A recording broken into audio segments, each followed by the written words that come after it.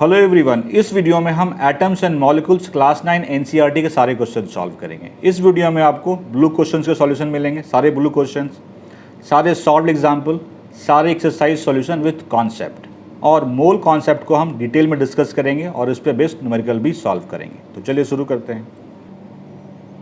Page number 33, question 1। In A reaction 5.3 gram of sodium carbonate reacted with 6 gram of ethanoic acid. The products were 2.2 gram of carbon dioxide, 0.9 gram water and 8.2 gram of sodium ethanoate. So that these observations are in agreement with the law of conservation of mass. और ये reaction किया हुआ है, एक reaction यहाँ पे हो रहा है, कह रहा है कि वो reaction law of conservation of mass को सपोर्ट कर रहा है। Law of conservation of mass को सपोर्ट करने का मतलब है मास ऑफ रिएक्टेंट और मास ऑफ प्रोडक्ट इक्वल आना चाहिए। रिएक्टेंट क्या होता है? जैसे ये रिएक्शन है, sodium carbonate plus ethanoic acid देता है sodium ethanoate plus carbon dioxide plus water. इस एरो की जो लेफ्ट साइड में चीज़ें हैं, सोडियम कार्बोनेट और इथेनोइक एसिड, ये दोनों रिएक्टेंट हैं, और जो राइट साइड में है सोडियम इथेनोएट, कार्बन डाइऑक्साइड और वाटर, ये क्या है? प्रोडक्ट है। तो इनके मास और इनके मास इक्वल आने चाहिए, तभी law of conservation of mass verify होगा। ठीक है, तो पहले निकालते हैं हम mass of reactant. Mass of reactant, ये रिएक्टेंट है, तो मास ऑफ रिएक्टेंट मीन्स क्या? मास of sodium carbonate plus mass of ethanoic acid. Mass of sodium carbonate कह रहे हैं कि 5.3 ग्राम ऑफ सोडियम कार्बोनेट, तो इसका मास जो है वो 5.3 ग्राम है। ठीक है, plus mass of ethanoic acid, ethanoic acid कितना है? 6 ग्राम, ऐड करेंगे तो ये 11.3 ग्राम आएगा। ठीक है, अब हम निकालेंगे mass of product, means mass of sodium ethanoate plus mass of carbon dioxide plus water. वही मैंने लिखा है, mass of sodium ethanoate, mass of carbon dioxide plus mass of water. Sodium ethanoate की मास है 8.2 gram, 8.2 gram, plus mass of carbon dioxide 2.2 gram, mass of water which is 0.9। इन सब को जब ऐड करेंगे तो आपको 11.3 आएगा। तो हम क्या देख रहे हैं कि जो मास ऑफ रिएक्टेंट है और जो मास ऑफ प्रोडक्ट है इस रिएक्शन में, दोनों ही इक्वल आ रहे हैं। इसका मतलब लॉ ऑफ कंजर्वेशन मास को, जो डेटा हमारे पास है, ये वेरीफाई कर रहा है। लिख लीजिए, mass of reactants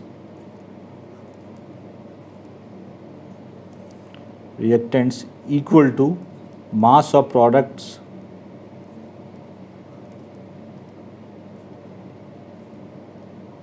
which is 11.3 gram. Hence, given data verifies the law of conservation of mass.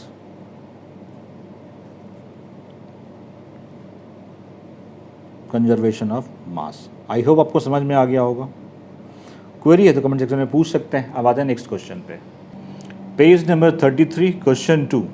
Hydrogen and oxygen combine in the ratio of 1:8 by mass to form a water. Water molecule form करने के लिए hydrogen और oxygen का ratio 1:8 का होना चाहिए। मतलब अगर 1 ग्राम हाइड्रोजन है तो उसके लिए 8 ग्राम ऑक्सीजन चाहिए वाटर मॉलिक्यूल को फॉर्म होने के लिए। What mass of oxygen gas would be required to react completely with 3 gram of hydrogen gas.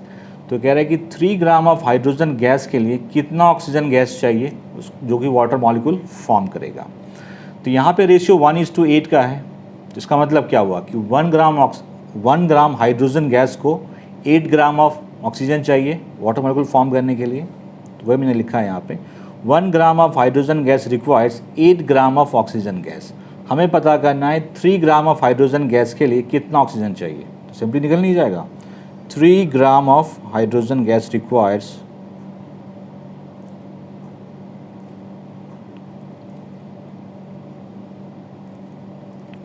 1 gram hydrogen gas को 8 ग्राम चाहिए, तो 3 ग्राम हाइड्रोजन गैस को कितना चाहिए? 3 × 8 gram of oxygen, 3 × 8 gram of oxygen gas, तभी वाटर मॉलिक्यूल फॉर्म होगा by this logic.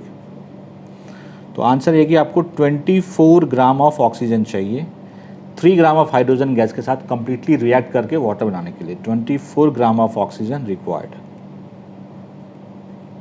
oxygen gas required. Question 3. Which postulate of Dalton's atomic theory is the result of the law of conservation of mass? Dalton's atomic theory का कौन सा postulate law of conservation of mass का result है?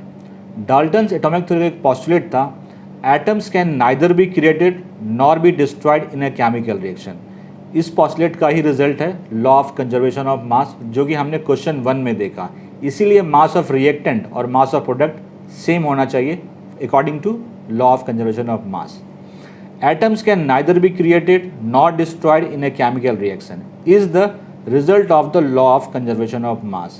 ये आपको video के description में मिल जाएगा, आप वहाँ से भी नोट डाउन कर सकते हैं.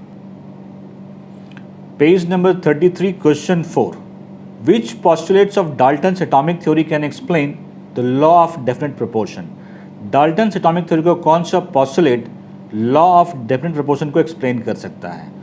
Dalton's atomic theory एक postulate था the number and kinds of atom in a given compound is fixed. किसी compound में number और kinds और उसके atom के types fixed होते हैं. Can explain the law of definite proportion. For example H2O, ये कोई compound है, ठीक है, इसमें हाइड्रोजन के 2 एटम हैं, ऑक्सीजन के 1 एटम है, तो ये फिक्स्ड होगा. ऐसा नहीं कि वाटर मॉलिक्यूल में कभी हाइड्रोजन के 4 एटम ऑक्सीजन के 6 एटम, ऐसा नहीं हो सकता. सेकेंड, इसमें 2 ही टाइप के एटम है, एक है हाइड्रोजन या ऑक्सीजन. ऐसा नहीं कि इसमें अगर नाइट्रोजन मिक्स कर देंगे तो भी ये वाटर ही रहेगा. तो यही है law of definite proportion. Atomic mass unit. Atomic mass unit किसी भी एलिमेंट के एटम के मास को मेज़र करने का यूनिट है. जैसे हम लोग लेंथ का यूनिट है मीटर, किलोमीटर, सेंटीमीटर, मास का यूनिट है किलोग्राम, ग्राम, वैसे ही किसी भी एलिमेंट के एटॉमिक मास को मेज़र करने का यूनिट है, उसका नाम है एटॉमिक मास यूनिट. अब समझते हैं ये होता क्या है.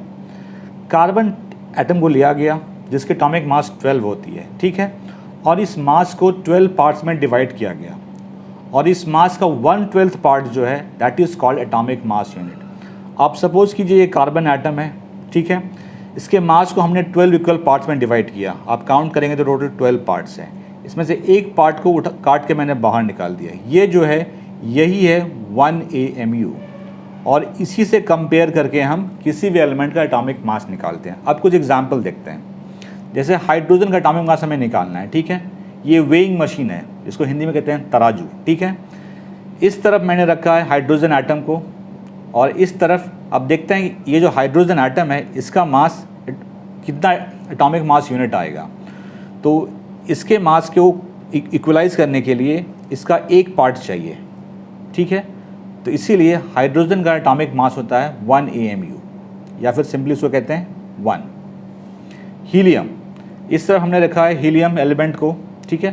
तो हीलियम के मास को इक्वलाइज करने के लिए यहाँ पे आपको इसके 4 पार्ट्स चाहिए, 1 2 3 4. इसीलिए हीलियम का एटॉमिक मास 4 AMU होता है या फिर इसको 4 कहते हैं. इसको डिफाइन कैसे करेंगे? It is equal to 1/12 the mass of a carbon 12 atom. Carbon 12 atom के 1/12 मास को ही एटॉमिक मास यूनिट कहते हैं. आई होप आप समझ गए होंगे एटॉमिक मास यूनिट होता क्या है. डिटेल में मैंने आपको समझा दिया और एक्सप्लेन भी कर दिया. 55 question 2. Why is it not possible to see an atom with naked eye? तो कह रहे कि किसी एटम को नेकेड आई से देखना पॉसिबल क्यों नहीं है. ऐसा इसलिए पॉसिबल नहीं है क्योंकि एटम बहुत स्मॉल होता है, एक्सट्रीमली स्मॉल. एटम की रेडियस होती है 10⁻⁻10 मीटर अप्रॉक्स, जो कि बहुत छोटा है. तो यही रीज़न है. It is not possible to see an atom with naked eye because of its extremely small size. Size क्या है? अप्रॉक्स 10⁻10 मीटर इसकी रेडियस होती है. Page number 39 question 1. Write down the formula of sodium oxide, aluminum chloride, sodium sulfide and magnesium hydroxide. इसका हमें chemical formula बताना है. इसके लिए कंप्लीट कॉन्सेप्ट की ज़रूरत है. अगर कॉन्सेप्ट क्लियर नहीं है तो आप नहीं लिख पाएंगे. इसीलिए पहले हम देखते हैं कि केमिकल फार्मूला को लिखने के लिए क्या क्या कॉन्सेप्ट की ज़रूरत है, उसके बाद फिर हम इसको सॉल्व करेंगे. कंपाउंड किस किस एलिमेंट से मिलकर बना है, उस एलिमेंट का सिंबल क्या है और उस एलिमेंट की वैलेंसी क्या है. ये 3 चीज पता होगी तभी आप किसी कंपाउंड का आप केमिकल फॉर्मूला लिख सकते हैं. फर्स्ट आपको पता होना चाहिए सिंबल. लिखिए सिंबल्स ऑफ एलिमेंट्स.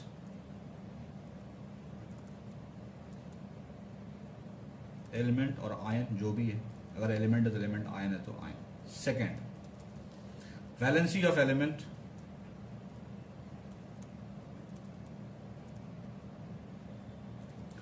और अगर आयन है तो number of charge, number of charges in case of ion,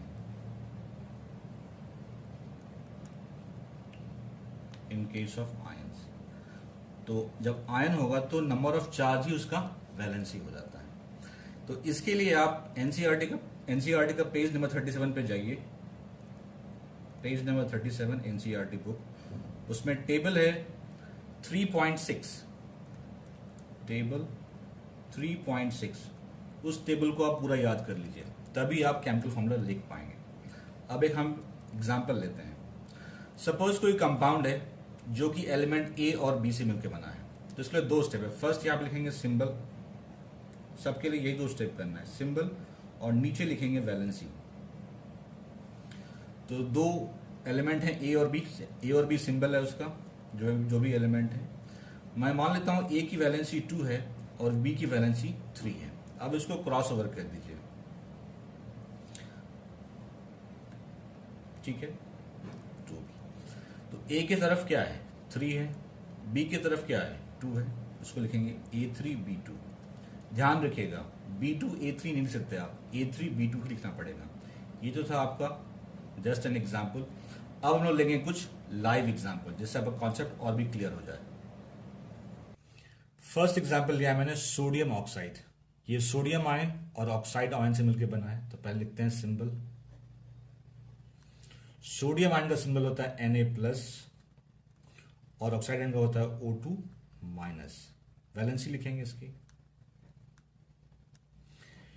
तो आयन पे जो नंबर ऑफ चार्जेस होते हैं उसी को वैलेंसी कहते हैं। यहां पे क्या है +1, तो यहां पे हो गया +1, और ये क्या है 2-, तो ये होगी इसकी वैलेंसी। ये जो साइन है ये साइन फार्मूले में नहीं रखना है आपको, ठीक है। अब क्रॉस ओवर कर दीजिए, Na की तरफ ये चला गया, इसके तरफ ये चला गया, तो Na की तरफ 2 आया, O2 की तरफ 1 आया, तो ये क्या हो गया Na2O। ये हो गया इसका केमिकल फार्मूला। सेकंड है एल्यूमिनियम क्लोराइड। ये एल्यूमिनियम आयन और क्लोराइड आयन से मिलकर बना है, तो सिंबल लिख लीजिए। एल्यूमिनियम आयन का सिंबल होता है Al3+ और क्लोराइड आयन का होता है Cl-। तो वैलेंसी जो चार्ज है 3+, 1-, ठीक है, क्रॉस ओवर कर दीजिए। तो Al की तरफ 1 आया है, Cl की तरफ 3 है, ये क्या हो जाएगा AlCl3। सोडियम सल्फाइड, ये सोडियम आयन और सल्फाइड आयन से मिलकर बना है, सिंबल Na+, सोडियम का होता है और सल्फाइड का होता है H2-। वैलेंसी +1 तो +1, 2- तो 2-, क्रॉस ओवर कर दीजिए। तो Na की तरफ 2 आया है, S की तरफ 1 आया है, ये क्या हो जाएगा Na2S।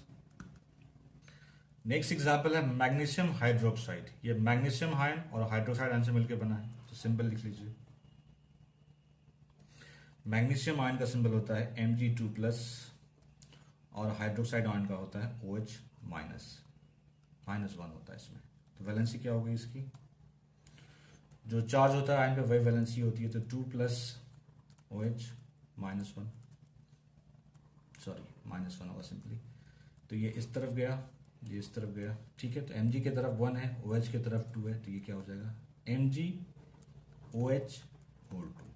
जब भी पॉलीएटॉमिक आयन हो तो आपको लगाना है ब्रैकेट। यहाँ पे अगर आप सिर्फ H पे लगाते 2 तो पता चलता कि नहीं सिर्फ H पे ही 2 है, O पे नहीं है, तो यहाँ पे पूरा करना पड़ेगा MgOH2। ये पेज नंबर 39 से क्वेश्चन नंबर 1 था, इन टेक्स्ट क्वेश्चन, उसके ये 4 एग्जाम्पल थे। आई होप आप लोगों को समझ में आ गया होगा कि कैसे आप केमिकल फॉर्मूला लिख सकते हैं। उसके लिए जो टेबल मैंने बताया 3.6 पेज नंबर 36 और 37 एनसीईआरटी बुक से, वो याद कर लीजिए, तभी आप लिख पाएंगे। तरीका यही है, सिंबल, वैलेंसी, उसके बाद क्रॉस ओवर कर देना है। Page number 39 question 2, write down the names of compounds represented by the following formula. Formula given है, इसके नाम बताने हैं। फर्स्ट है Al2SO4 3। पहले इसके जो आयन है पहले वो आयन लिखिए आप। तो हम क्रिस क्रॉस करते हैं, तो तो ये 3 इस पे जाएगा और 2 इस पे जाएगा। और पहला वाला होता है कटायन, मतलब कि Al3+, कटायन मतलब पॉजिटिव चार्ज, और SO4 -2। ठीक है, तो पहले जो लिखते हैं कटायन को, फिर अनायन को। कटायन के केस में नेम को लिखते हैं पूरा, जैसे ये क्या है Al, तो एल्यूमिनियम, एल्यूमिनियम। और जो एनायन है इसके एंड में हम लोग ATE लगाते हैं, IDE लगाते हैं, वो डिपेंड करता है कि वो कौन सा एनायन है। आप टेबल 3.6 देखेंगे तो उसमें ये सल्फेट है, एल्युमिनियम SO4 -2 सल्फेट है, तो ये हो गया aluminium sulphate. CaCl2 criss cross करते हैं तो ये 2 इधर चला जाएगा और ये 1 इस पे जाएगा, तो Ca2+ Cl-। तो ये कटायन है, तो पहले लिखते हैं कटायन को, कटायन का फुल नाम लिखते हैं। ये क्या है कैल्शियम, तो लिखेंगे इसको कैल्शियम। और ये है क्लोराइड आयन, तो कैल्शियम क्लोराइड। थर्ड आयन लिखते हैं तो K, यहाँ पे SO4 सिंगल है तो K+ और ये 2 इस पे चला जाएगा, इसे लिखेंगे इसको K+ SO4 2-। कटायन ये है, ये क्या है पोटेशियम, तो पूरा नाम लिखेंगे पोटेशियम। और ये क्या है सल्फेट। पूरा एक सिंगल है, ऐसा नहीं कि आप 4 को ट्रांसफर कर देना है इधर आप, ठीक है, K4+, ऐसा नहीं होता ये, ठीक है, ये पूरा एक सिंगल है, तो पोटेशियम सल्फेट। 3 इसके आयन लिखिए, तो दोनों पे 1 है, तो K+ और NO3-। ठीक है, तो ये कटायन को लिखेंगे पहले, ये क्या है पोटेशियम, तो लिखिए पोटेशियम। कटायन का फुल नाम लिखते हैं पोटेशियम। और ये है नाइट्रेट। मैं बार बार कह रहा हूँ कि आप टेबल 3.6 देख सकते हैं, आने की ज़रूरत नहीं है आप लोगों को, इसलिए मैंने आपको ऐसे बता रहा हूँ मैं आपको। 5th पार्ट है CaCO3। इसके आयन लिखिए, इसके आयन होते हैं Ca2+ CO3 2-। अब बोलेंगे ये 2+, 2- कहाँ से हो गया, यहाँ तो सिंगल सिंगल है। देखिए इस पे आयन ऐसे ही होते हैं 2+, 2-, तो इसका नेमिंग फिर ऐसे होना चाहिए था Ca2 एंड CO3 होल 2। तो दोनों 2 है, इसलिए डिवाइड करके इसको सिंप्लीफाई करके हम लिखते हैं CaCO3। अब इसका नेमिंग देखते हैं, ये कटायन है, ये अनायन है। कटायन को लिखते हैं पहले, ये क्या है कैल्शियम, तो ये हो गया कैल्शियम। और ये है कार्बोनेट, कैल्शियम कार्बोनेट।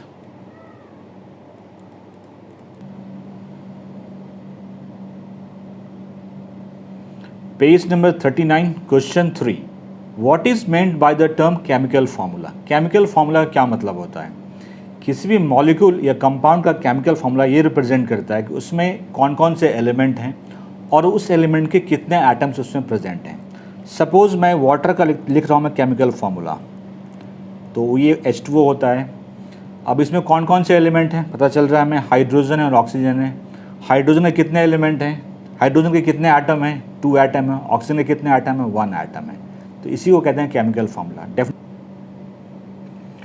डेफिनेशन में आप ये लिख सकते हैं, the chemical formula of a compound is the symbolic representation of its composition. It gives the number in kinds of atom which are chemically united in a given compound. ये आपको video के description में मिल जाएगा, आप चाहें तो वहाँ से भी कॉपी कर सकते हैं। How many atoms are present in a H2S molecule and PO4 3- ion. आपको बताना इसमें कितने एटम हैं। फर्स्ट है H2S, ठीक है, तो देखिए यहाँ पे हाइड्रोजन के 2 एटम है, सल्फर के 1 एटम है, तो इसमें 3 एटम है। सेकेंड PO4 3- है, ठीक है, इससे कोई मतलब नहीं है। यहाँ पे फॉस्फोरस के 1 आइटम है, ऑक्सीजन के 4 आइटम है, तो टोटल 5 आइटम हो गया। नंबर 40, क्वेश्चन 1 में हमें मॉलिक्यूलर मास निकालना है H2O2 Cl2 और CO2 का, और क्वेश्चन 2 में हमें फार्मूला यूनिट मास निकालना है। इन दोनों ही क्वेश्चन को सॉल्व करने से पहले हम मॉलिक्यूलर मास और फार्मूला यूनिट मास कैसे कैलकुलेट करते हैं वो डिटेल में समझेंगे, फिर हम इन दोनों क्वेश्चन को सॉल्व करेंगे। तो चलिए शुरू करते हैं। मॉलिक्यूलर मास और फार्मूला यूनिट मास का हम डिस्कस करेंगे। तो चलिए स्टार्ट करते हैं। मॉलिक्यूलर मास, मॉलिक्यूलर मास का मतलब होता है मास ऑफ 1 मॉलिक्यूल। लिख लीजिए मास ऑफ 1 मॉलिक्यूल। जैसे एटॉमिक मास होता है मास ऑफ वन एटम, वैसे ही मॉलिक्यूलर मास होता है मास ऑफ वन मॉलिक्यूल। अब जैसे मैं वाटर का मॉलिक्यूल लेता हूँ और इसका मॉलिक्यूलर मास हमें निकालना है, ठीक है। अब देखिए इसमें हाइड्रोजन में कितने एटम है, 2 एटम है, और ऑक्सीजन में कितने एटम है, 1 एटम है। तो कैसे लिखेंगे, 2 into mass of 1 atom of hydrogen plus mass of 1 atom of oxygen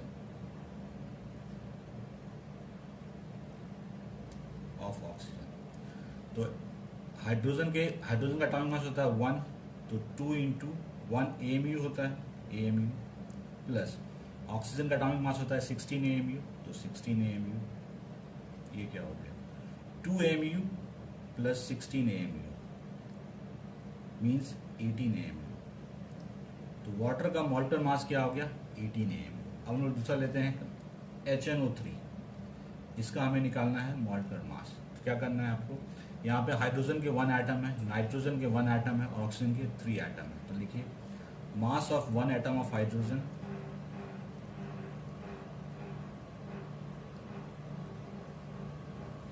mass of 1 atom of nitrogen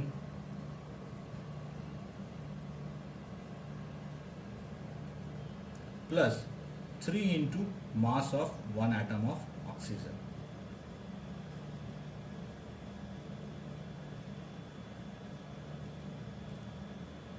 ठीक है, मास ऑफ 1 एटम हाइड्रोजन होता है 1 AMU, लिख लीजिए 1 AMU plus mass of 1 atom nitrogen होता है 14 AMU, तो 14 AMU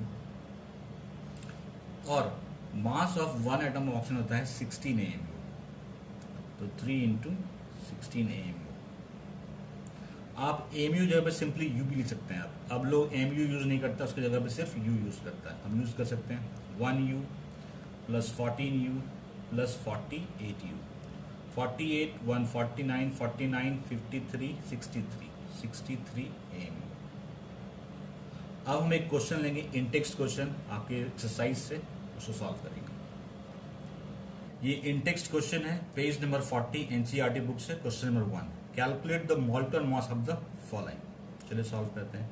हमें निकालना है H2 का मॉलिक्यूलर मास। इसमें हाइड्रोजन में कितने एटम है, 2 एटम है, तो मॉलिक्यूलर मास क्या होगा 2 into mass of 1 atom of hydrogen,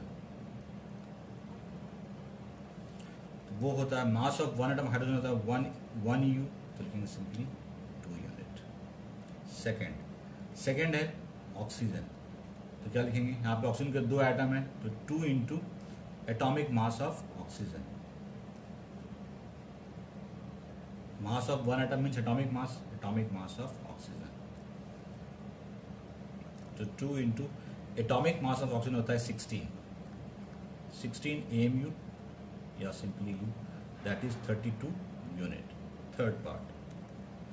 third है Cl2, इसमें क्लोरीन में कितने मॉलिक्यूल हैं, 2 मॉलिक्यूल हैं, तो मॉलिक्यूलर मास क्या होगा 2 into atomic mass of chlorine.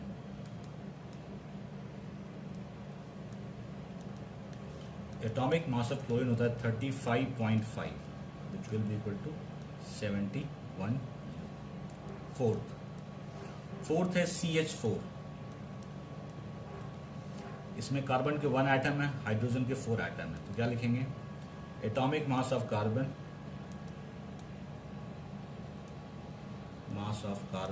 Plus 4 into atomic mass of hydrogen.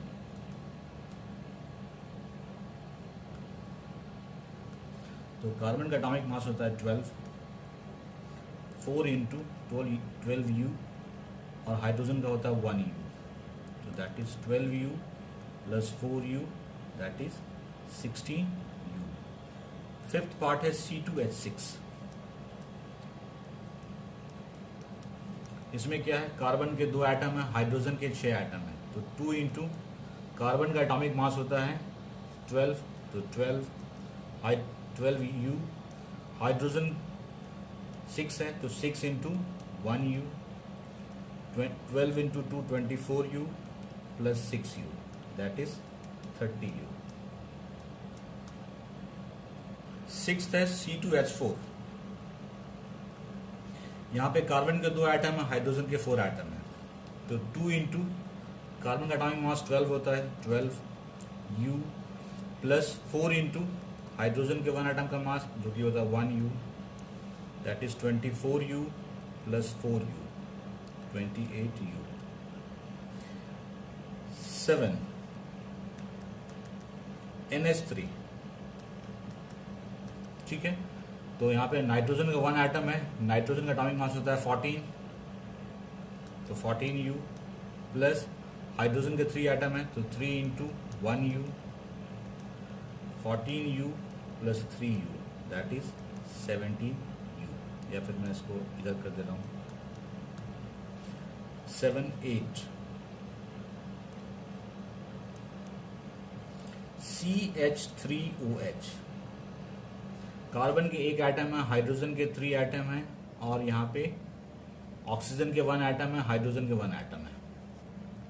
तो कार्बन का एटॉमिक मास 12 होता है, हाइड्रोजन यहाँ पे 4 है, हाइड्रोजन यहाँ पे 3 है, यहाँ पे 1 है, 4 एटम हो गया। तो 4 इन 12 U plus 4 U plus oxygen का होता है 16 U, तो 16 U, 16 plus 4 20, 20 plus 12 that is 32 U। एक मैंने यहाँ पे मिस्टेक करी है, Cl2 नहीं है, CO2 है, तो ठीक कोई नहीं, मैं CO2 का भी निकाल दे रहा हूँ आपका।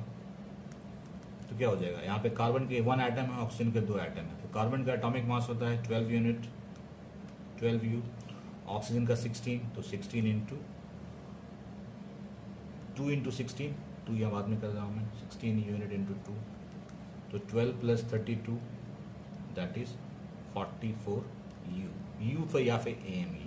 ये था आपका पेज नंबर 40 NCERT के क्वेश्चन नंबर इंडेक्स क्वेश्चन 1। अब एक इंपॉर्टेंट चीज, NCERT बुक के पेज नंबर 35 पे जाइए आप, और जो टेबल 3.2 है इसमें जो एटॉमिक मास है इसको आप याद कर लीजिए।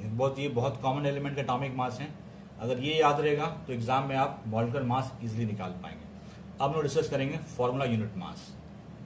फॉर्मूला यूनिट मास, जैसे आप मॉलिक्यूलर मास कैलकुलेट करते हैं वैसे ही आपको फॉर्मूला यूनिट मास भी कैलकुलेट करना है, लेकिन यहाँ पे सिर्फ एक फर्क है कि यहाँ पे पॉलीएटॉमिक आयन या फिर आयनिक कंपाउंड के लिए ये नेम दिया गया है। मैं लिख दे रहा हूं, कैलकुलेटेड एग्जैक्टली एज मॉलिक्यूलर मास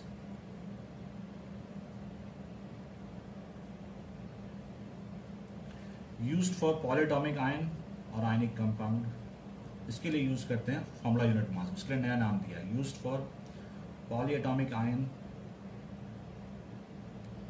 और आयनिक कंपाउंड, फॉर एग्जाम्पल जैसे NaCl, यहाँ पे ये आयन से बन के बने हैं, Na प्लस Cl माइनस, इसका हमें निकालना है formula unit mass. Exactly same है, लिखिए यहाँ पे सोडियम में कितने आइटम है, कितने एटम है, 1, क्लोरीन में कितने हैं 1, तो लिखिए मास of 1 sodium atom plus mass of 1 chlorine atom. एक चीज और, अब आप बोलेंगे ये आयन था, आपने यहाँ पे लिख दिया एटम, तो देखिए मास ऑफ 1 एटम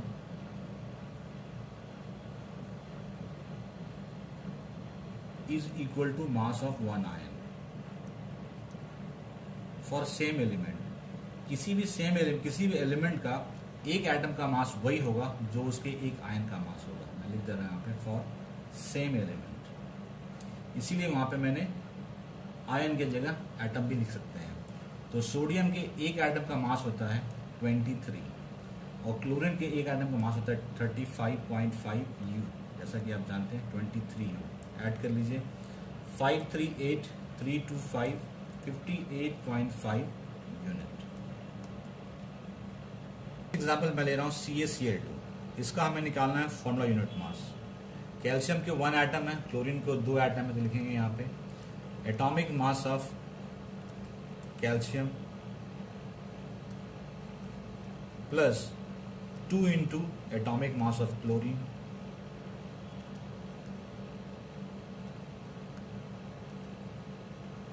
कैल्शियम के एक एटम का मास होता है 40, मतलब एटॉमिक मास 40 होता है, और क्लोरीन के क्लोरीन का एटॉमिक मास होता है 35.5 यू। तो 40 प्लस 71 यू, 40 प्लस 71 111। ये क्वेश्चन नंबर 2 लिया है मैंने पेज नंबर 40 एनसीईआरटी बुक से। क्वेश्चन है calculate the formula unit mass of ZnO Na2O K2CA3। और इस सब के आपको एटॉमिक मास यहाँ पे गिवन है। फर्स्ट लेते हैं ZnO, निकालना है फॉर्मुला यूनिट मास। तो क्या होगा, एटॉम यहाँ पे जिंक है, ऑक्सीजन है, तो atomic mass of zinc Zn plus atomic mass of oxygen, क्योंकि वन एटम है दोनों के, atomic mass of oxygen. Zinc का एटॉमिक मास हमें गिवन है 65 यू और ऑक्सीजन का हमें गिवन है 16 यू। तो 65 16 65 11 2 6 8 81 यू। सेकेंड है Na2O, तो क्या होगा, यहाँ पे सोडियम के 2 एटम है, तो 2 into atomic mass of sodium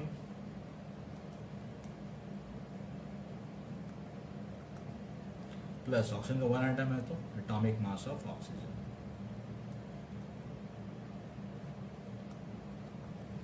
sodium का एटॉमिक मास 23 गिवन है आपको, तो 2 इंटू 23 और ऑक्सीजन का गिवन है 16, तो 16 यू लगा दीजिए आप।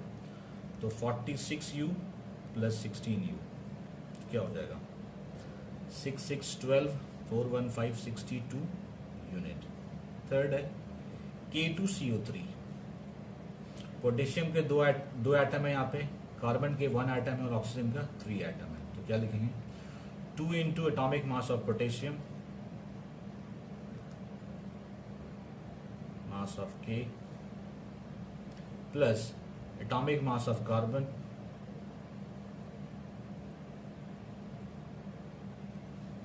Plus atomic mass 3 into atomic mass of oxygen.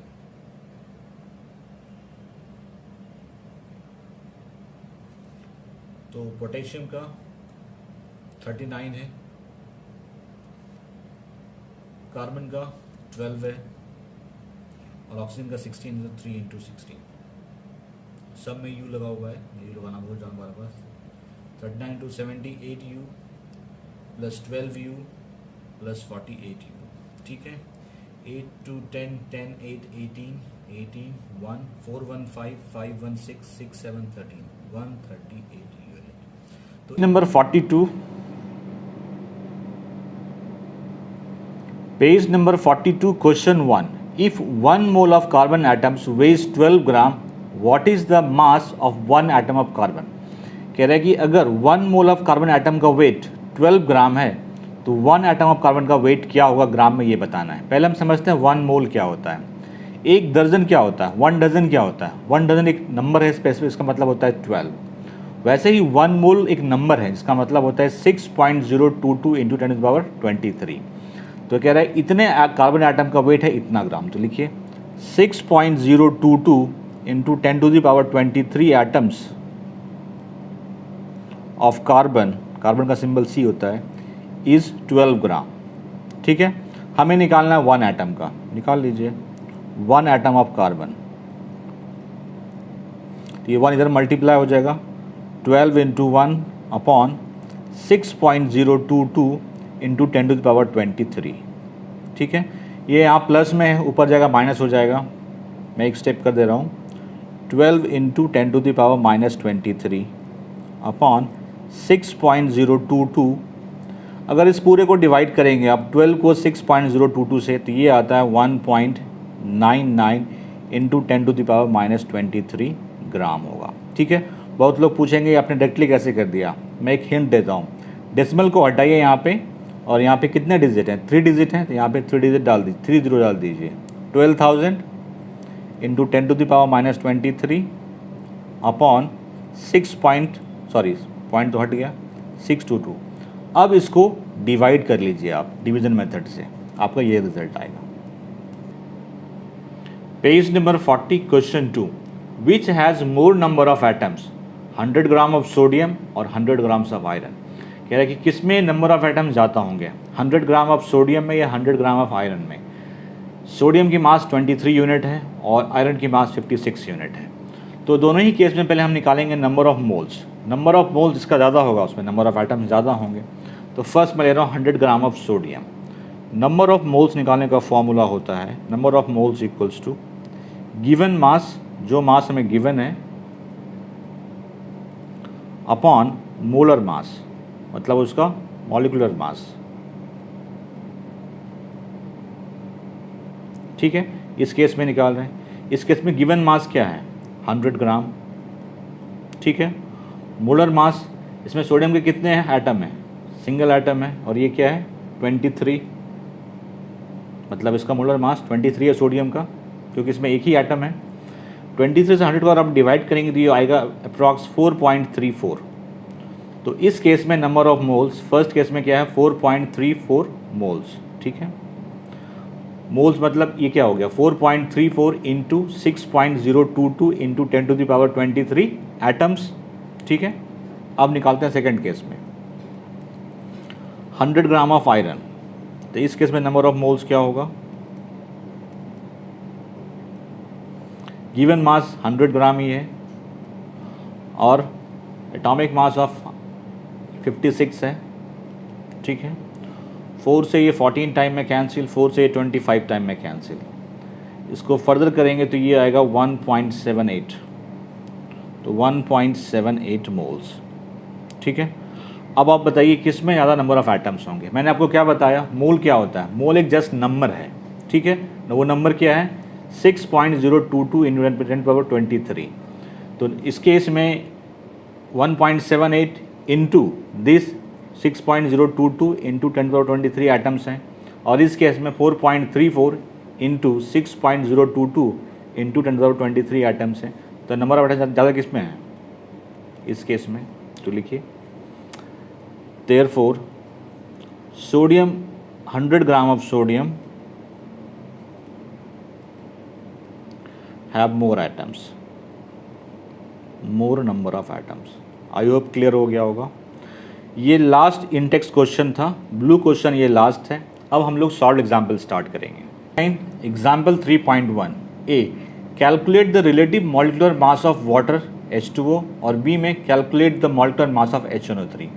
H2O और HNO3 के मॉलिक्यूलर मास हमें निकालने हैं। मॉलिक्यूलर मास निकालने के लिए आपको जो भी एलिमेंट इसमें यूज़ हुए हैं उसका एटॉमिक मास पता होना चाहिए। जैसे हमें निकालना है molecular mass of water, water means H2O। यहाँ पे हाइड्रोजन के 2 एटम है, ऑक्सीजन के 1 एटम है। हाइड्रोजन का एटॉमिक मास 1 AMU होता है, या फिर सिंपली उसको 1U कहते हैं। तो ठीक है, हाइड्रोजन के 2 एटम हैं तो 2 इंटू मास 1 यूनिट होता है तो 1 देंगे यहाँ पे, प्लस मास 16 यूनिट होता है तो ये हो जाएगा, इसके सिर्फ एक ही एटम है तो 16, तो 2 इंटू 1 2, 2 प्लस 16 यूनिट, या फिर AMU कह सकते हैं। ये हो गया आपका molecular mass of water. Similarly हम निकालेंगे मॉलिक्यूलर मास ऑफ HNO3। इसमें हाइड्रोजन के 1 एटम है, नाइट्रोजन के 1 एटम और ऑक्सीजन के 3 एटम हैं। तो हाइड्रोजन का एटॉमिक मास 1 यूनिट, नाइट्रोजन का एटॉमिक मास 14 यूनिट होता है, और ऑक्सीजन का 16 है। तो यहाँ पे 3 एटम है तो 3 इंटू 16, तो ये हो गया 15U प्लस 48U, 63 यूनिट। तो molecular mass of HNO3 is 63 unit. Point 2, calculate the formula unit mass of CaCl2। हमें CaCl2 का फॉर्मूला यूनिट मास हमें निकालना है। तो कैल्शियम के एटॉमिक मास होती है 40, कैल्शियम का एक एटम है तो 40। क्लोरीन की एटॉमिक मास होती है 35.5, यहाँ क्लोरीन के 2 एटम हैं तो 2 इंटू 35.5 दैट इज़ 40। इसको मल्टीप्लाई करने पे 71 आएगा, ये क्या हो गया 111U, या फिर AMU, बात तो एक ही है, यूनिट या एटॉमिक मास यूनिट। एग्जाम्पल 3.3, इस एग्जाम्पल 3.3 से जितने भी न्यूमेरिकल्स हैं वो मोल कॉन्सेप्ट पे बेस्ड हैं। अभी पहले हम मोल कॉन्सेप्ट का डिटेल डिस्कस करेंगे, सारे फॉर्मूले समझेंगे, उसके बाद जो सॉल्व एग्जाम्पल है और एक्सरसाइज के क्वेश्चन है वो सॉल्व करेंगे। तो चलिए शुरू करते हैं। फर्स्ट हम समझेंगे 1 मोल क्या होता है। सबसे हम देखेंगे 1 दर्जन क्या होता है। 1 दर्जन का मतलब क्या होता है? 12 नंबर। सिमिलरली 1 मोल का मतलब होता है 6.022 इंटू 10⁻23। ये जस्ट एक नंबर है। मोल का 1 मोल का मतलब हुआ इतना नंबर। इसका एक और भी नाम है, इसको कहते हैं एवोगाड्रो नंबर। गाड्रो नंबर, जिसको हम लोग n0 से रिप्रेजेंट करते हैं। सेकेंड इसमें आता है मोलर मास। क्या होता है मोलर मास? मोलर मास का मतलब होता है mass of 1 mole of substance. यहां से समझिएगा, मास ऑफ 1 मोल ऑफ सब्सटेंस। अब ये सब्सटेंस क्या है वो देखते हैं। सब्सटेंस का मतलब हुआ या तो वो एटम, मतलब मास ऑफ 1 मोल ऑफ एटम, या मॉलिक्यूल, या फिर आयन। तो अगर आप मास ऑफ 1 मोल ऑफ एटम निकालते हैं तो मोलर मास है। Mass of 1 mole of molecule निकालते हैं तो वो मोलर मास है। Mass of 1 mole of ion निकालते हैं तो वो मोलर मास है। अब इसे एग्जांपल से समझेंगे। अगर मैं पूछूं मास of 1 mole of carbon atom, 1 mole of carbon atom, ठीक है, तो बाय डेफिनेशन क्या हो गया? ये मोलर मास है। लिख लीजिए मोलर मास। अभी कितना हुआ, कैसे कैलकुलेट करेंगे? अब देखिए, कार्बन एटम का जो एटॉमिक मास होता है, जैसे कि क्या होता है वो 12 AMU, तो आपको AMU को हटा के सिर्फ वहां पे ग्राम लगाना है, 12 ग्राम। सिमिलरली अगर मैं पूछता हूं मास of 1 mole of nitrogen atom, लिख दे रहा हूं मैं, मास of 1 mole of nitrogen atom, N atom, मतलब क्या हुआ? ये मोलर मास हो गया नाइट्रोजन एटम का। लिख लीजिए मोलर मास। यही मैंने यही बताया, molar mass equals to mass of 1 mole of substance. लिख लीजिए मोलर मास। तो मैंने क्या बोला आपको कि जो भी, जैसे N एटम है, नाइट्रोजन का जो भी एटॉमिक मास होगा तो सिर्फ आपको एटॉमिक मास यूनिट को हटा करके वहां पे ग्राम लगाना है। नाइट्रोजन का होता है 14, तो लिख लीजिए यहाँ पे 14 ग्राम हो गया। अब आते हैं मॉलिक्यूल क्या। अगर मैं बोलता हूं मास of 1 mole of nitrogen molecule, mass of 1 mole of nitrogen molecule मतलब N2, इसका क्या होगा? ये भी मोलर मास है बाय डेफिनेशन। लिख लीजिए मोलर मास। अब देखिए इसमें नाइट्रोजन के कितने एटम है? 2 एटम है। तो एक एटम का मास होता है 14 AMU, तो 2 एटम का मास कितना होगा? 28 AMU। तो AMU को हटा के आपको सिंपली ग्राम कर देना है, 28 ग्राम। बस यही 2 कॉन्सेप्ट आपको चाहिए मोल कॉन्सेप्ट में किसी भी क्वेश्चन को सॉल्व करने के लिए। फर्स्ट कि 1 मोल क्या होता है, ये ध्यान रखिए। मोलर मास मीन्स क्या हुआ? Molar mass means mass of 1 mole of substance. Substance मतलब या तो वो एटम होगा, या वो मॉलिक्यूल होगा, या वो आयन होगा, ठीक है। एग्जाम्पल मैंने लिया था first, mass of 1 mole of carbon atom, तो जो भी एटॉमिक मास उसका होगा उसमें AMU हटा करके आपको सिंपली ग्राम कर देना है। अब 2 फॉर्मूले हैं वो देखिए। नंबर ऑफ मोल्स, उसको N से रिप्रेजेंट करते हैं। ये होता है गिवन मास, जो भी न्यूमेरिकल में मास गिवन है, अपॉन मोलर मास। तो और जो गिवन मास है उसको कहते हैं स्मॉल m से रिप्रेजेंट करते हैं, और मोलर मास को m से करते हैं। तो n इक्वल्स टू हो गया m upon m। Number of moles equals to given mass upon molar mass. इसका एक और भी होता है, number of moles equals to number of particles upon Avogadro number.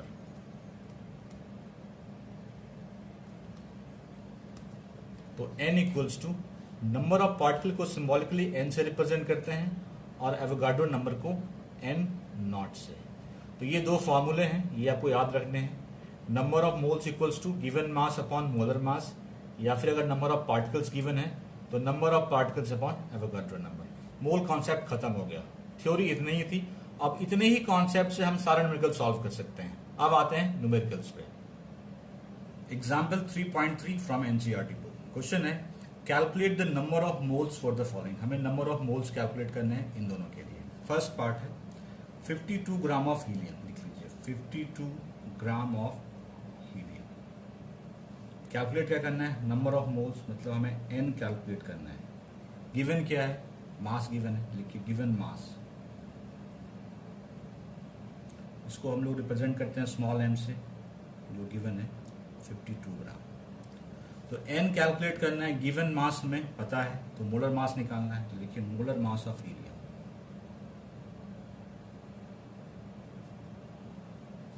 Molar mass में करना सिर्फ यही है, जो भी हीलियम का एटॉमिक मास है, जो AMU में उसको ग्राम में कन्वर्ट करना है। तो हीलियम का एटॉमिक मास होता है 4 AMU, तो उसको सिर्फ ग्राम में कन्वर्ट करना है, तो वो क्या हो जाएगा 4 ग्राम, वही होगा उसका मोलर मास। अब लगा देंगे फॉर्मूला, फॉर्मूला होता है N equals to M upon M। यहाँ पे N है नंबर ऑफ मोल्स, M है गिवन मास और M है मोलर मास। N कैलकुलेट करना है, गिवन मास में पता है 52 ग्राम है और मोलर मास हमने भी निकाला 4 ग्राम है। 4 से कैंसिल कर दीजिए ये, तो 13। तो नंबर ऑफ मोल्स क्या हो गए 13, फर्स्ट पार्ट। सेकेंड पार्ट है 10 टू द पावर 23 है, ये मैंने मिस कर दिया है। 12.044 into 10 to the power 23 number of helium atom. इसमें आपको नंबर ऑफ मोल्स निकालना है। ये क्या है आपका नंबर ऑफ पार्टिकल्स है, कोई ग्राम नहीं लगा हुआ, तो ये क्या हो गया नंबर ऑफ पार्टिकल्स है। तो नंबर ऑफ पार्टिकल्स हमें गिवन है, गिवन नंबर ऑफ पार्टिकल्स को आप कहते हैं, ये है 12.044 इंटू 10 टू द पावर 23, ठीक है, of helium atom. Avogadro number पता है सबको, ये होता है 6.022 इंटू 10 टू द पावर 23, ठीक है। नंबर ऑफ मोल्स का एक फॉर्मूला और भी होता है, given number of particles upon Avogadro number, तो वही यूज करेंगे यहाँ पे, n equals to n upon n naught. Number of moles है n, यहाँ पे n है गिवन नंबर ऑफ पार्टिकल और NO है आपका एवोगैड्रो नंबर। तो नंबर ऑफ पार्टिकल्स हैं 12.044 into 10 to the power 23, Avogadro number है 6.022 इंटू 10 टू द पावर 23, ये कैंसिल हो गया। 6.022 से डिवाइड करेंगे इसे, तो ये 2 टाइम्स में कैंसिल हो जाएगा, तो n इक्वल्स टू 2 हो गया। इस केस में नंबर ऑफ मोल्स हो गया 2।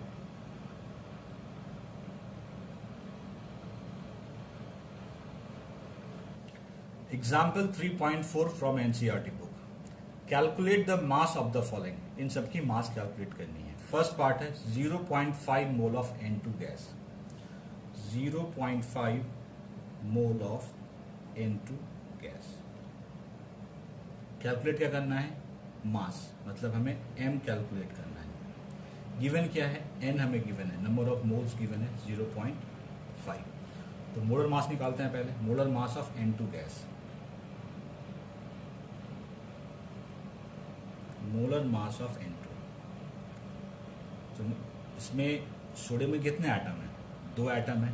सोडियम का एटॉमिक मास होता है 14, तो 14 इंटू 2 28 AMU। तो मोलर मास में क्या करते हैं, सिर्फ AMU को हटा के ग्राम कर देते हैं, तो मोलर मास हो गया इसका 28 ग्राम। अब लगा देंगे फॉर्मूला, n इक्वल्स टू होता है m upon m, small m upon capital M। ये नंबर ऑफ मोल्स है, ये गिवन मास है और ये मोलर मास है। n हमें पता है 0.5 है, लिख लीजिए यहाँ पर 0.5। m कैलकुलेट करना है, मोलर मास है 28, तो m इक्वल्स टू 28 इंटू 0.5, तो 28 इंटू, तो डेसिमल हटाएंगे तो ये 5 अपॉन 10 हो जाएगा, तो 5 से ये 2 टाइम्स में, 2 से ये 14 टाइम्स में, m इक्वल्स टू हो गया 14 gram. Second part 0.5 mole of n atoms, ठीक है। n कैलकुलेट, n हमें गिवन है, इस केस में भी 0.5 मोल, ठीक है। हमें m निकालना है, हमें क्या निकालना है, मोलर मास। तो लिखिए molar mass of nitrogen atom n। तो एटॉमिक मास को, एटॉमिक मास में से हम सिर्फ AMU हटाएंगे और ग्राम में लिख देंगे, तो एटॉमिक मास इसका होता है 40, तो 14 AMU, तो 14 ग्राम हो गया ये। अब लगा दीजिए formula, n equals to small m upon capital M। n है हमारे पास 0.5, m कैलकुलेट करना है, मोलर मास है 14, तो m equals to 14 into 0.5 decimal को हटाइए तो यहाँ क्या हो जाएगा 10, 5 से ये 2 टाइम्स में गया, 2 से ये 7 टाइम्स में गया, m equals to 7 gram. Third part है 3.011 into 10⁻23 number of N atoms. इसके मास हमें कैलकुलेट करने हैं, ठीक है। ये क्या है, गिवन पार्टिकल्स, लिखिए number of given particles,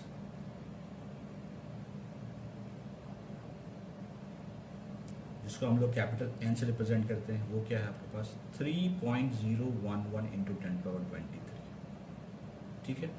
Avogadro number हमें पता है, ये है 6.022 इंटू 10⁻23। तो यहाँ से पहले हम नंबर ऑफ मोल्स कैलकुलेट करेंगे।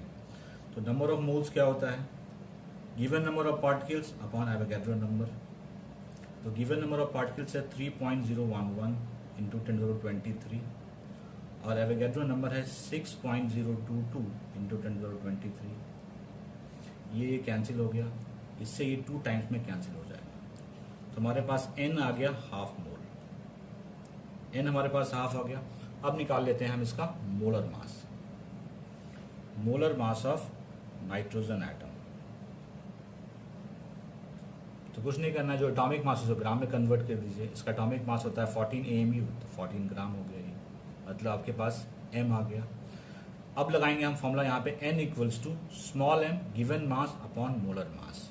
n हमें पता है हाफ है, मास हमें कैलकुलेट करना है, मोलर मास है 14, क्रॉस मल्टीप्लाई कर दीजिए तो m इक्वल्स टू क्या हो जाएगा 14 अपॉन 2, दैट इज 7 ग्राम। इस केस में मास जो हो गया वो हो गया 7 ग्राम। फोर्थ पार्ट में कह रहा है 6.022 into 10⁻23 number of N2 molecules, इसके मास कैलकुलेट करने हैं। गिवन नंबर ऑफ पार्टिकल्स सबको पता है, लिख लीजिए गिवन नंबर ऑफ पार्टिकल्स मतलब n, ये हमें गिवन है 6.022 इंटू 10⁻23, ठीक है। एवोगाड्रो नंबर भी यही होता है 6.022 इंटू 10⁻23। तो यहाँ से पहले हम नंबर ऑफ मोल्स कैलकुलेट कर लेंगे इस फॉर्मूले से, n equals to n upon n 0 से। तो n इक्वल्स टू ये क्या है 6.022 10⁻23 अपॉन 6.022 23, कैंसिल हो गया। तो यहाँ पे नंबर ऑफ मोल्स क्या हो गए 1, ठीक है। मोलर मास निकालते हैं N2 का, मोलर मास ऑफ N2। तो देखिए इसमें नाइट्रोजन के 2 एटम है, एक एटम का मास 14 AMU, तो 2 एटम का मास 28 AMU। मोलर मास है तो ग्राम में लिख लेंगे 28 ग्राम। अब लगा दीजिए formula n equals to m upon capital M। n है 1, m कैलकुलेट करना है, कैपिटल M है 28, तो मास क्या हो जाएगा 28 gram, 28 gram. Example 3.5, calculate the number of particles in each of the following. इसमें आपको नंबर ऑफ पार्टिकल्स निकालना है इन तीनों में। फर्स्ट पार्ट है 46 ग्राम ऑफ Na एटम, मतलब हमें m गिवन है, गिवन मास 46 ग्राम, ठीक है। पहले हम निकालते हैं इसका molar mass, molar mass of sodium. तो सोडियम का एटॉमिक मास होता है 23 AMU, तो ये मोलर मास है तो 23 ग्राम हो जाएगा। तो हम n equals to m upon m use करके नंबर ऑफ मोल्स कैलकुलेट कर लेंगे। यहाँ पे ये नंबर ऑफ मोल्स है, ये गिवन मास है, ये मोलर मास है। तो गिवन मास हमें 46 है, मोलर मास 23 है, तो 2, तो नंबर ऑफ मोल्स हो गए 2। अब हम यूज करेंगे दूसरा formula, n equals to n upon n naught, मतलब ये है गिवन नंबर ऑफ पार्टिकल्स और ये है एवोगाड्रो नंबर। तो 2 इक्वल्स टू, हमें n तो कैलकुलेट ही करना है, एवोगाड्रो नंबर होता है 6.022 इंटू 10⁻23, क्रॉस मल्टीप्लाई कर दीजिए तो n क्या हो जाएगा 6.022 इंटू 10⁻23 इंटू 2 मीन्स 12.044 इंटू 10⁻23। ये निकालना था नंबर ऑफ पार्टिकल्स, निकल गया number of particles. Second part है 8 ग्राम ऑफ ऑक्सीजन मॉलिक्यूल, इसमें आपको निकालना है number of particles. M given है, हमें गिवन मास है 8 ग्राम। पहले निकालेंगे molar mass of oxygen molecule O2, ठीक है। इसमें ऑक्सीजन के 2 एटम हैं, एक एटम का मास होता है 16 AMU, तो 2 का क्या हो जाएगा 32, तो लिख लीजिए 32 AMU, 32 ग्राम होगा क्योंकि मोलर मास है। अब हमें नंबर ऑफ मोल्स कैलकुलेट कर लेंगे by using N equals to M/M। M है 8 और स्मॉल m है 8, कैपिटल M है 32, that is 1/4। Number of moles आ गया हमारे पास 1/4। अब हम लोग यूज करेंगे दूसरा formula N equals to N/N0, मतलब number of particles upon Avogadro number. N हमें क्या पता है 1/4, लिख लीजिए। N कैलकुलेट करना है, N0 एवोगैड्रो नंबर क्या होता है 6.022 इंटू 10⁻23, क्रॉस मल्टीप्लाई कर दिए तो N क्या हो जाएगा 6.022 इंटू 10⁻23/4। इसको डिवाइड करने पे ये आता है 1.51 अप्रॉक्स, तो N हो गया इस केस में number of particles 1.51 into 10⁻23। Third part है 0.1 मोल ऑफ कार्बन एटम, इसमें नंबर ऑफ पार्टिकल्स निकालना, ठीक है। नंबर ऑफ मोल्स इसमें गिवन है हमें 0.1, तो सिंपली फॉर्मूला यूज कर लीजिए N इक्वल्स टू N/N0। ये number of given number of particles है, ये एवोगैड्रो नंबर है। N हमें पता है 0.1, N कैलकुलेट करना है और ये होता है 6.022 इंटू 10⁻23, तो N क्या हो जाएगा 6.022 इंटू 10⁻23 इंटू 0.1, ठीक है। तो इसको ऐसे करते हैं 6.022 इंटू 23, ये 0.1 को हम 1/10 लिख सकते हैं, डेसिमल हटाएंगे तो 10 नीचे आएगा, तो 10 से यहाँ पे एक पावर रिड्यूस हो जाएगा, तो लिखिए 6.022 इंटू 10⁻22 पार्टिकल्स, यहाँ पे N हो गया। क्वेश्चन 6 फ्रॉम एक्सरसाइज, क्वेश्चन है calculate the molar mass of the following substance. इन सब के आपको मोलर मास निकालना है। फर्स्ट है इथाइन, तो लिखिए मोलर मास ऑफ इथाइन,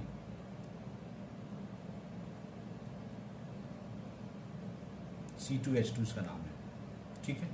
तो मैंने क्या बताया, पहले इन सबको आप जैसे कार्बन, यहाँ पे कार्बन के 2 एटम हैं, हाइड्रोजन के 2 एटम हैं, तो कार्बन का एटॉमिक मास होता है 12, तो 2 इंटू 12 हो गया, प्लस हाइड्रोजन का एटॉमिक मास होता है 1, तो 1 इंटू 2, ये क्या हो जाएगा 12 इंटू 2 24 प्लस 2, सिर्फ उसको ग्राम में कन्वर्ट करना है, लिख लीजिए 26 gram. B sulphur molecules, molar mass of sulphur molecules,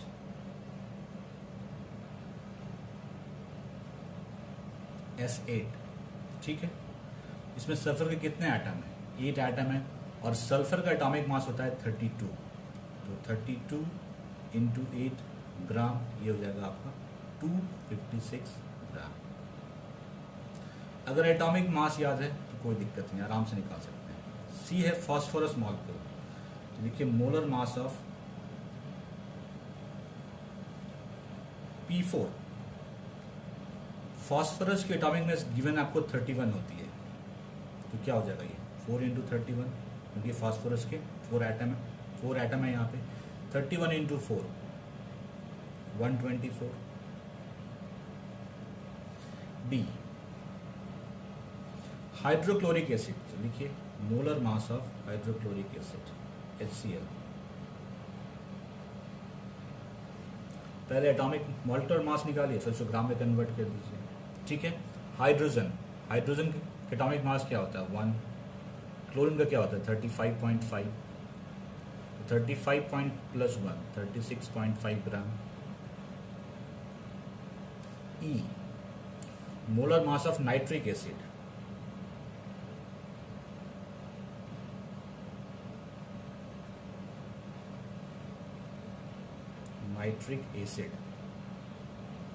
जो है HNO3। तो देखिए यहाँ पे हाइड्रोजन के एक एटम है, नाइट्रोजन के एक एटम और ऑक्सीजन के 3 एटम है। तो हाइड्रोजन का एटॉमिक मास 1 होता है, 1 कर दिया। नाइट्रोजन का 14 होता है, 14 कर दिया। ऑक्सीजन का 16 होता है, तो 3 इंटू 16 कर दिया, क्योंकि 3 एटम है यहाँ पे। तो 14 + 1 15, 16 into 3 48, 48 + 55, 48 + 15 63 gram. Question 7, what is the mass of following. First है 1 मोल ऑफ नाइट्रोजन एटम। इसका मतलब क्या हुआ, मास of 1 mole of nitrogen atom, मतलब मोलर मास निकालना है। तो लिखिए molar mass of nitrogen atom, N atom, क्योंकि 1 मोल का मतलब ही होता है मोलर मास। तो इसका एटॉमिक मास क्या होता है 14, तो 14 ग्राम कर देंगे सिर्फ। Second B part, 4 moles of aluminium atom. पहले निकालते हैं हम molar mass, 1 mole of aluminium atom, 1 mole of aluminium atom, इसका मास निकालते हैं हम। ये होगा, तो ये क्या होगा molar mass, mass of 1 mole of aluminium atom means क्या, मोलर मास। अब मोलर मास क्या होता है, एटॉमिक मास को सिर्फ ग्राम में कन्वर्ट करना है। तो एल्यूमिनियम का एटॉमिक मास होता है 27, तो 27 ग्राम। तो ये तो 1 मोल का था, हमें चाहिए 4 मोल का, तो लिख लीजिए mass of 4 mole of aluminium atom. चल जाएगा, 4 से मल्टीप्लाई कर देंगे, 4 इंटू 27, ये हो जाएगा 108 gram. C part, 10 moles of sodium sulphide. पहले 1 मोल्स का निकालते हैं, फिर 10 मोल्स का निकाल देंगे। मास of 1 moles of sodium sulphide Na2SO3, SO3। तो देखिए इसमें सोडियम के 2 एटम है, सल्फर के 1 एटम है, ऑक्सीजन के 3 एटम है। ठीक है, सोडियम का एटॉमिक मास है 23, तो क्या करेंगे 23 इंटू 2, क्योंकि 2 एटम है। सल्फर का एटॉमिक मास होता है 32, तो प्लस 32। ऑक्सीजन का एटॉमिक मास होता है 16, 3 एटम है, तो 3 इंटू 16।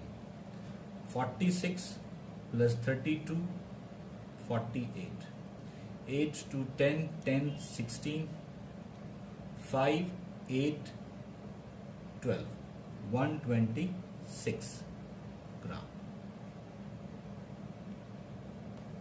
ये था 1 मोल का, हमें निकालना है 10 मोल का। तो लिखिए 10 मोल्स ऑफ Na2SO3। तो क्या करेंगे 126 को 10 से मल्टीप्लाई कर देंगे, that is 1260 gram. Question 8, convert into moles. इन सबको आपको मोल्स में कन्वर्ट करना है। फर्स्ट है 12 ग्राम ऑफ ऑक्सीजन गैस। ठीक है, तो गिवन मास में m पता है 12 ग्राम है। ठीक है, पहले हम निकालेंगे molar mass of oxygen gas. तो लिखिए मोलर मास ऑक्सीजन गैस मतलब O2। ठीक है, आप यहाँ पे ऑक्सीजन के 2 एटम हैं, ऑक्सीजन का एटॉमिक मास 16 होता है, तो 16 into 2 32 gram. n equals to होता है given mass upon molar mass. n हमें कैलकुलेट करना है, m है 12 और ये है 32। 4 से ये 3 टाइम्स में गया, ये 8 टाइम्स में गया, तो ये है आपका n equals to 3/8 mole. Simplify कर लीजिए इसको, तो ये हो जाएगा आपका 0.375। n equals to 0.375। B part, 20 gram of water, मतलब m हमें गिवन है 20 ग्राम। फर्स्ट निकालेंगे हम molar mass of water, molar mass of H2O,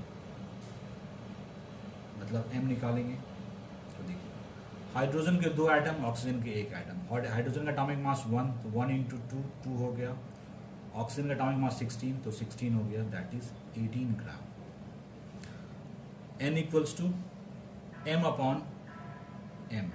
n हमें क्या, m है 20 ग्राम और कैपिटल M है 18 ग्राम। तो 2 से ये 10 टाइम्स में गया, ये 9 टाइम्स में गया, तो इसको करेंगे तो ये हो जाएगा 1.11 mole. n equals to 1.11 mole.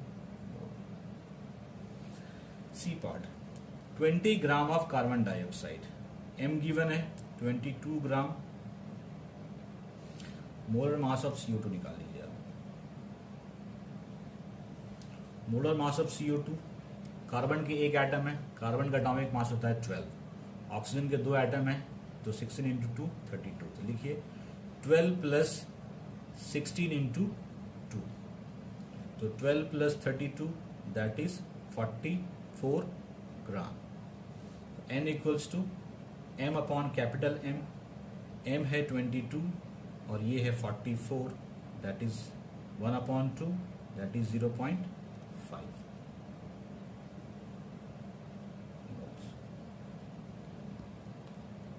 Question 9, what is the mass of following. आपको इन दोनों के मास कैलकुलेट करने हैं। फर्स्ट है 0.2 मोल ऑफ ऑक्सीजन एटम, मतलब हमें n गिवन है, नंबर ऑफ मोल्स गिवन है 0.2।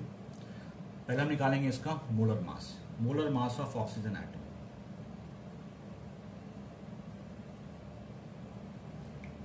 ऑक्सीजन एटम एटॉमिक मास क्या होता है, इसका होता है 16, तो मोलर मास हो गया 16 ग्राम। n इक्वल्स टू होता है m upon capital M, n है 0.2, m हमें कैलकुलेट करना है, कैपिटल M है 16 ग्राम, m इक्वल्स टू 16 इंटू 0.2, यहाँ से डेसिमल हटाइए, यहाँ पे आ जाएगा 10, 16 इंटू 2 32, 32 अपॉन 10, 10 से आप डिवाइड करेंगे तो एक डेसिमल आ जाएगा 3.2, यहाँ पे मास हो गया आपका 3.2 gram. B part 0.5 mole of water molecules, यहाँ पे n है हमें 0.5, पहले हम निकालेंगे molar mass of water molecule.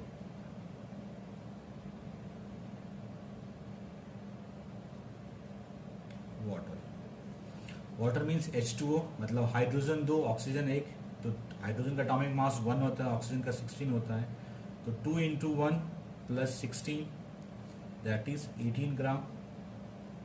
ठीक है, n equals to small m upon capital M, n is 0.5, m calculate करना है, कैपिटल M है 18, तो m इक्वल्स टू 18 इंटू 0.5, इसको हटाइए, यहाँ पे 10 आ जाएगा, 18 इंटू 5 90, 90 upon 10 that is 9, m equals to 9 gram. Question 10, calculate the number of molecules of sulphur present in 16 gram of solid sulphur.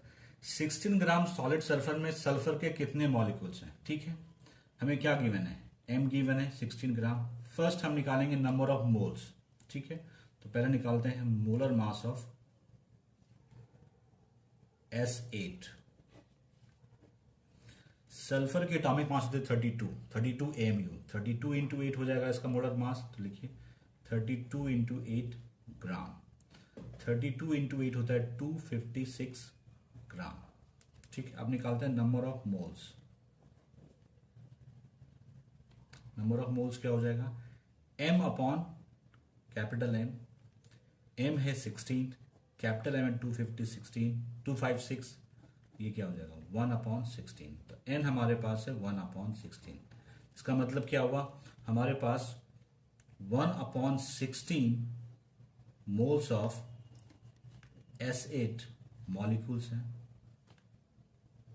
ठीक है, हमें निकालना है नंबर ऑफ मॉलिक्यूल्स। ठीक है, 1 upon 16 moles of S8 molecules हैं, तो देखिए 1 अपॉन 16, 1 मोल का मतलब क्या होता है 6.022 इंटू 23, तो जहां मोल है वहां पे लिख देंगे हम 6.022 into 10 to the power 23 of S8 molecule.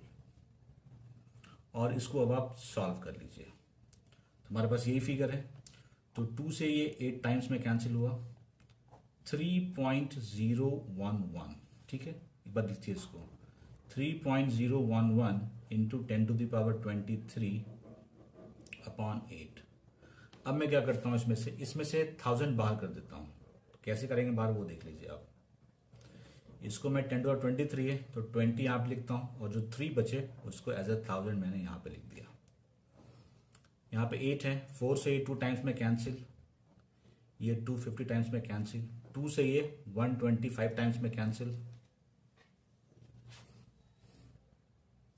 तो अब क्या बचा, 125 इंटू 3.011 इंटू 1020। तो 125 को 3.011 से मल्टीप्लाई करेंगे तो ये आ जाएगा आपका 376.375 इंटू 1020। आप चाहें तो इसको एज इट इज लिख सकते हैं जो आंसर आया आपका, ठीक है। और अगर आपको बुक से मैच कराना है तो आपको 100 से मल्टीप्लाई डिवाइड करना पड़ेगा, ठीक है। वो मैं कर दे रहा हूँ, 100 से मल्टीप्लाई किया और 100 से डिवाइड भी कर दिया, ठीक है। तो जो 100 से डिवाइड किया तो क्या करेंगे, डेसिमल को 2 डिजिट पहले कर देंगे, तो ये क्या हो जाएगा 3.76। यहाँ पे था 10⁻20 और ये 2 है, बेस सेम है तो पावर क्या होगा, ऐड हो जाएगा 22। इतना मॉलिक्यूल्स हुआ। लेकिन ये कोई नेसेसरी स्टेप नहीं है एग्जाम के लिए। आप चाहें तो आप इसको यहीं भी छोड़ देते 376.375 इंटू 10⁻20, या फिर इसको ये स्टेप भी कर सकते हैं, लेकिन ये स्टेप नेसेसरी नहीं है क्योंकि एग्जाम में आपको नहीं पता होगा कि आंसर क्या है। करेंगे question 1 page number 43। A 0.24 gram sample of compound of oxygen and boron was found by analysis to contain 0.096 gram of boron and 0.144 gram of oxygen. Calculate the percentage composition of the compound by weight. एक sample compound है जिसकी मास है 0.24 ग्राम और ये compound oxygen और boron से मिलकर बना है। उस कंपाउंड में बोरॉन की मास है 0.096 ग्राम और ऑक्सीजन की मास है 0.144 ग्राम। हमको बताना है कि कितना परसेंटेज उस कंपाउंड में बोरॉन है और कितना परसेंटेज उस कंपाउंड में ऑक्सीजन है। ये क्वेश्चन साइंस का कम, मैथ्स का ज़्यादा है। क्लास 8 में आप लोगों ने पढ़ा होगा प्रॉफिट एंड लॉस, वहाँ पर वो निकालते थे परसेंट गेन और परसेंट लॉस। तो परसेंट गेन निकालिए, परसेंट लॉस निकालिए। फॉर्मूला क्या था, gain upon cost price into 100%। यही चीज़ यहाँ पे अप्लाई होगा, ठीक है। पहले हम देखते हैं कि मास ऑफ कंपाउंड कितना है। मास ऑफ कंपाउंड 0.24 ग्राम है, मैंने यहाँ पे लिख दिया है। Mass of boron in compound, ये है मास ऑफ बोरॉन। अब निकालते हैं उस कंपाउंड में बोरॉन की कितनी परसेंटेज है। उसका फॉर्मूला क्या होगा, mass of boron upon mass of compound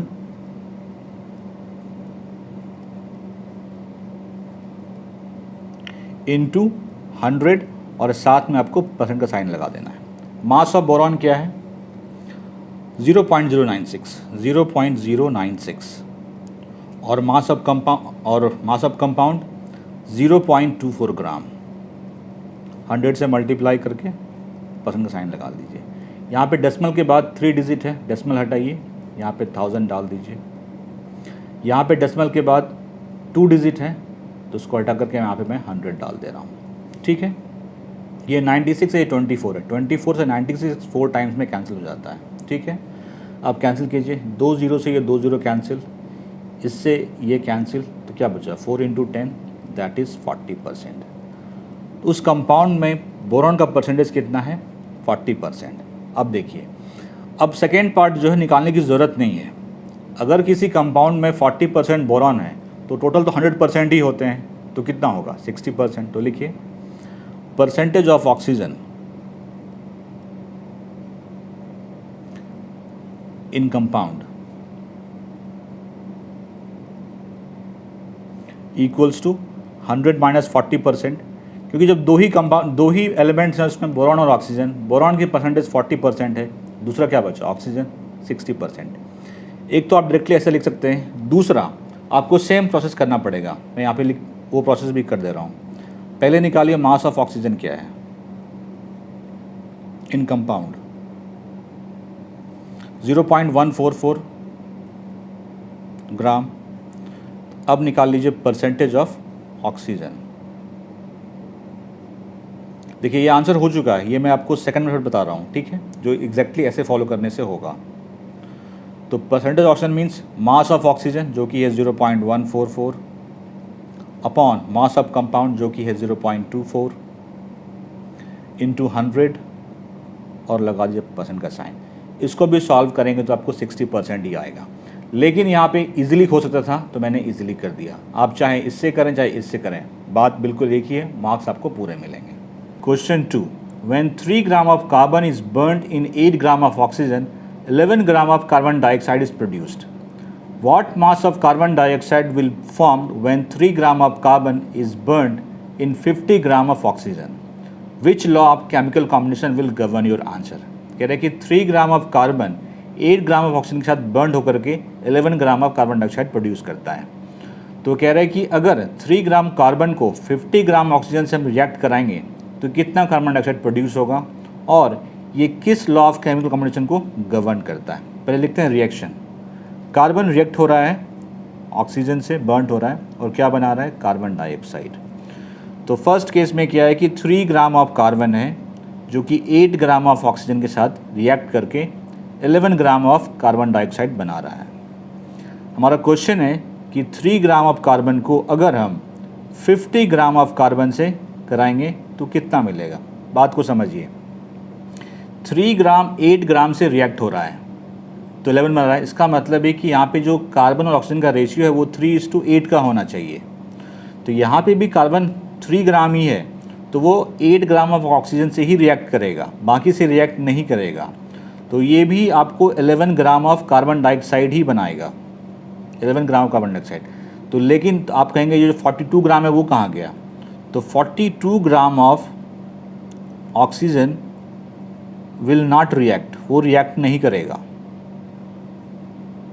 वो रिएक्शन में पार्टिसिपेट नहीं करेगा क्योंकि हमारा 3:8 का रेशियो है, 3 और 8 मिल करके 11 बना रहा है। ठीक है, अब कह रहा है कि ये कौन सा chemical, which law of chemical combination will govern your answer, law of constant proportion, क्योंकि यहाँ पे कार्बन और ऑक्सीजन का जो रेशियो है वो 3:8 है। तो आप लिख सकते हैं law of constant proportion.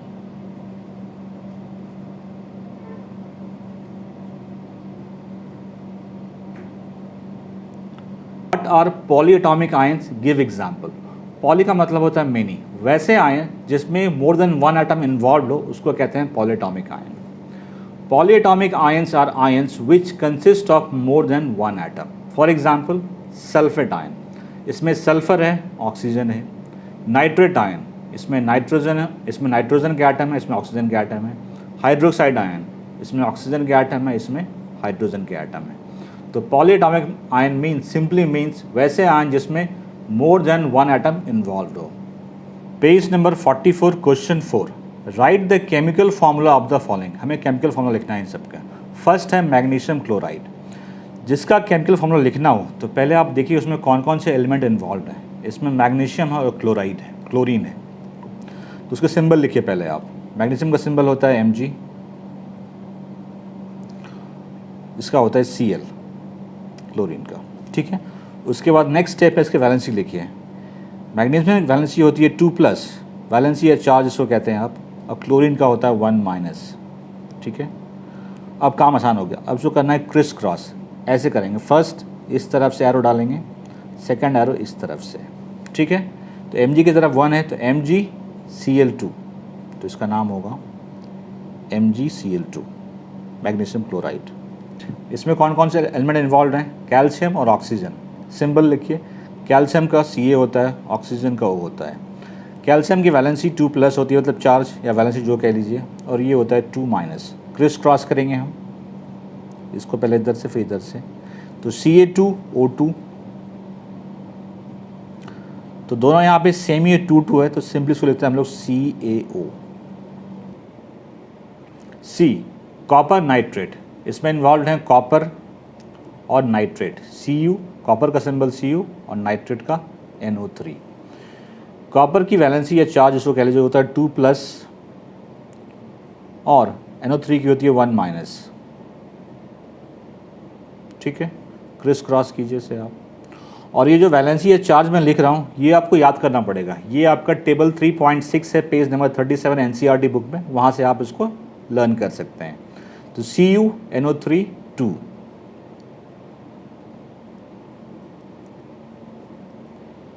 D aluminium chloride, यहाँ पे एल्युमिनियम और क्लोरीन इन्वॉल्व है। एल्युमिनियम का सिंबल Al, क्लोरीन का Cl। एल्युमिनियम की वैलेंसी 3+ होती है या चार्ज जो भी कह लीजिए इसको आप, और क्लोरीन की 1-। क्रिस क्रॉस करेंगे हम, तो पहले इधर से फिर इधर से। तो ये क्या होगा, AlCl3, AlCl3। कैल्शियम का चार्ज या वैलेंसी 2+ और इसका 2-, तो क्रिस क्रॉस करेंगे इसे, तो Ca2 CO3 होल 2, तो दोनों 2 है तो सिंपली इसको लिखते हैं हम लोग CaCO3। Number 44 question 5, give the names of the element present in the following compounds. Compound के नाम गिवन है, आपको बताना इसमें कौन कौन से एलिमेंट हैं। फर्स्ट है quick lime calcium oxide. Quick lime का दूसरा नाम है कैल्शियम ऑक्साइड, जिसका सिंबल होता है CaO। इसमें कौन कौन से एलिमेंट हैं, 2 एलिमेंट हैं, calcium and oxygen, calcium and oxygen. Second hydrogen bromide, नाम से ही क्लियर है, वैसे इसका सिंबल होता है HBr। इसमें 2 एलिमेंट कौन कौन से हैं, फर्स्ट है हाइड्रोजन और सेकेंड है ब्रोमीन। थर्ड बेकिंग सोडा, इसका नाम है सोडियम हाइड्रोजन कार्बोनेट और इसका फॉर्मूला होता है NaHCO3। अब इसमें कौन कौन से एलिमेंट हैं, sodium, hydrogen, carbon and oxygen. इसका फॉर्मूला होता है K2SO4। इसमें एलिमेंट कौन कौन से हैं, potassium, sulphur, oxygen, potassium, sulphur and oxygen. इस तरह से मैंने एटम्स एंड मॉलिक्यूल्स के सारे क्वेश्चन सॉल्व कर दिए, सारे ब्लू क्वेश्चन सॉल्व किए, सॉल्व न्यूमेरिकल की सॉल्व किया, प्लस एक्सरसाइज के सारे क्वेश्चन सॉल्व कर दिए। किसी भी क्वेश्चन में कोई डाउट हो कमेंट सेक्शन में पूछिए, विल गेट रिप्लाई। वीडियो अच्छा लगा लाइक शेयर जरूर कीजिए, चैनल को सब्सक्राइब कीजिए, यहाँ पे आपको फुल कोर्स मिलेगा। थ्योरी मैं ऑलरेडी दे चुका हूँ पहले, उसकी लिंक आपको वीडियो के डिस्क्रिप्शन में मिल जाएगी। Thank you.